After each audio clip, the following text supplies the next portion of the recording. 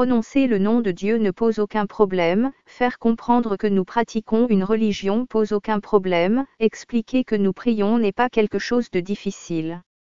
Mais affirmer que le seul chemin est Jésus pour être sauvé, affirmer que seul Jésus sauve, seul Jésus-Christ délivre, seul Jésus-Christ t'aime tel que tu es, seul Jésus-Christ est le créateur des hommes, seul Jésus-Christ peut changer véritablement des vies, cela est autre chose.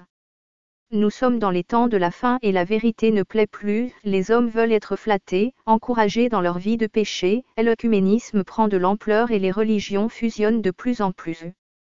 Lorsque nous prononçons le nom de Jésus-Christ, parfois, il peut avoir comme une gêne, cela est spirituel, le monde des ténèbres ne supporte pas que le seul nom qui sauve soit proclamé, mais il ne faut pas que cette gêne nous refroidisse, au contraire.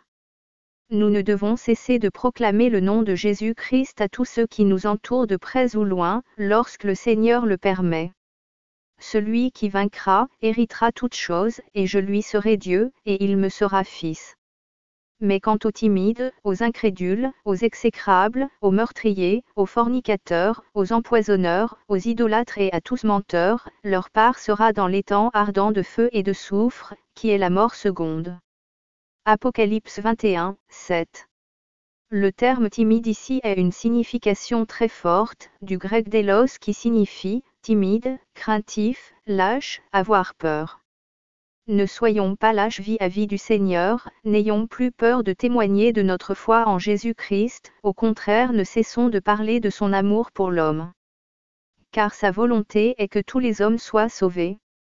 Soyons fiers de notre foi en Elohim le Tout-Puissant, le Créateur de toutes choses. Soyez bénis en Jésus-Christ.